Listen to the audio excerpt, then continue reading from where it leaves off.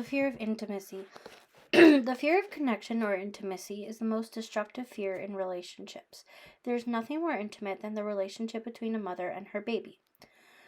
That trace memory or implicit memory of the subsequent separation from her when it was much too early to separate is a real barrier to intimacy with others in one's life.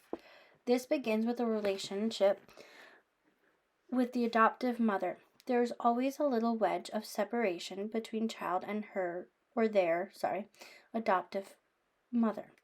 This drives the mother to distraction as she becomes obsessed with filling the gap.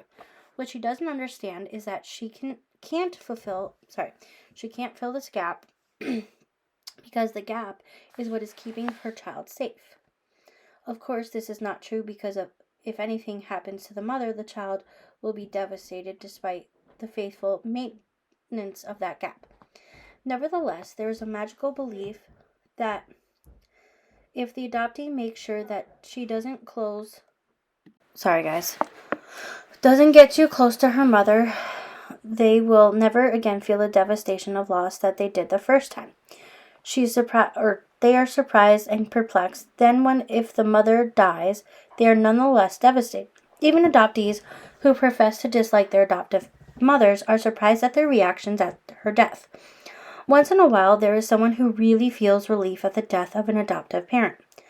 But that is a rare case. Most of the time, even with that heavily guarded heart intact, adoptees are inconsolable when their mothers die. This scenario continues in every relationship that the adoptee has. If I don't love too much, I won't lose too much, is the way of the saying goes. Unfortunately, what happens is that the adoptee keeps herself from loving too much, i.e., becoming truly emotionally intimate with her partner, or their partner, yet still becomes devastated when something happens to the relationship. It was all for nothing. It didn't work. And although this lesson is felt over and over again, it seems not to be learned. They still believe in the magic of disconnection or distancing. There is another saying which might be more beneficial to listen to. It is better to have loved and lost than never to have loved at all. Now you can get to age 95 and be proud of the fact that you never gave in to intimacy and connection. At least I never felt lost that way again. But is that true? Was it easy to just walk away? Was it easy when they left you because you didn't let them get too close? Do you think they would put up with their distancing behaviors forever? Did those distancing techniques really keep you safe, or were they the cause of the demise of the relationship? Think of it as like putting up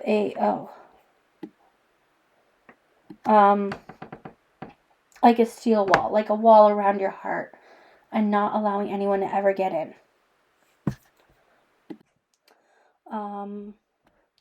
I guess if one is in a relationship with someone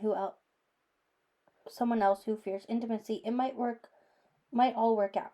But what kind of relationship is that going to be? Safe and sterile? Safe and anonymous? Safe and unexciting? Safe and dead?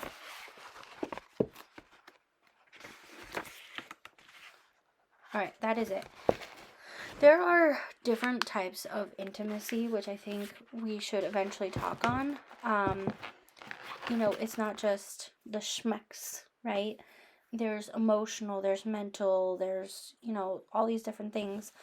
And I think that's also important to remember that you can have the intimacy in the one way, like schmecks, right?